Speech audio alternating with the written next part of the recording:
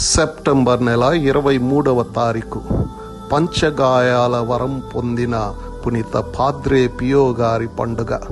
పునీత పాద్రే పియో గారు ఇటలీ దేశంలోని పియట్రెల్సినా గ్రామంలో మే 25వ తారీఖు 1887లో జన్మించారు.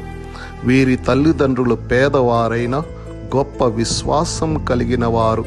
అందువలన పాద్రే పియో గారు చిన్నతనం నుండే కథోలిక విశ్వాసమును వంట పట్టించుకున్నారు.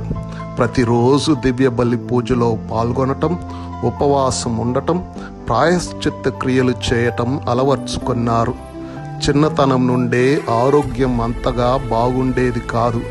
అయినా సన్యాస మఠంలో చేరి గురువు కావాలని ఆశించారు. అనేక ఆరోగ్య సమస్యలున్న 1910లో గురు పట్టాభిషేకమును పొందారు. అనారోగ్య కారణంగా ఎక్కువ పని చేయలేకపోయినా గంటల తరబడి పాప సంకీర్తనాలు వినేవారు. 1916 సెప్టెంబర్ 20న పంచగాయాల వరమును పొందారు.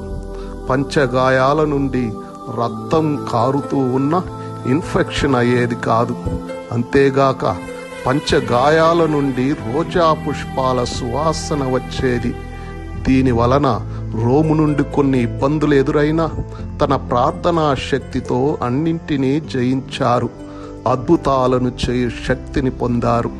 1968లో ఆయన మరణించగా 2008లో 40 సంవత్సరాల తర్వాత ఆయన శరీరమును బయటకు తీయగా ఆయన శరీరం కుళ్ళిపోలేదు, చెడిపోలేదు.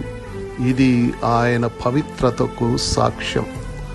వీరి బంగారు మాట: ప్రార్థన చేయి, నమ్మకముంచు, చింతించకు, దిగులు పడకు. దేవుడు కరుణామయుడు, నీ ప్రార్థనను ఆలకిస్తారు. పునీత పాద్రే పియో గారా, మా కొరకు ప్రార్థించండి.